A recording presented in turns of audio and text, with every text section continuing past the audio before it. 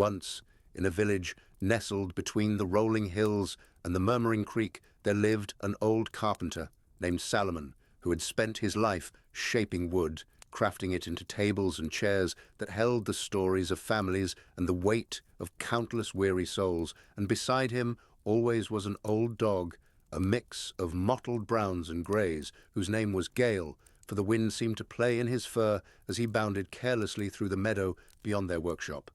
Salomon and Gale had been companions for longer than memory could accurately stretch, and in every nail-driven stroke and wood-shaved curl, Gale was there at his side, watching with eyes that seemed to absorb the rhythmic pulse of Salomon's work.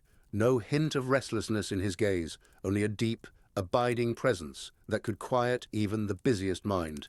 The people in the village often wondered about Gale, for he would follow Salomon to the marketplace, his gait steady, his nose just grazing the ground, as if he were reading the earth's secrets. Wild children would run up to him, pulling at his soft ears, and he would only thump his tail in response, a silent laughter echoing in his heart.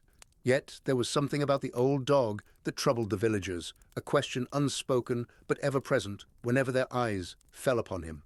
How is it that a creature so free could choose to live so bound, always at the heel of a man when the wide world beckoned just beyond the horizon? Some thought him foolish, a slave to his loyalty, while others saw a lesson obscured by the curious simplicity of a dog's devotion.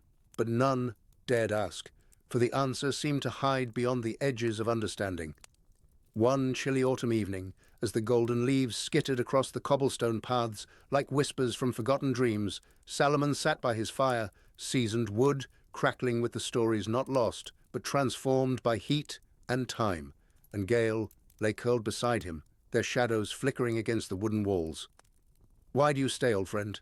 Salomon mused aloud, as if the question had been waiting in the depths of silent evenings past, and the dog, with a wag of his tail, turned his gaze, those brown eyes steady and warm, knowing yet without words, for dogs, after all, carry truth not in speech, but in the quiet wisdom of their companionship. A gentle silence fell between man and dog, filled not with answers, but with understanding, a space where neither felt compelled to speak.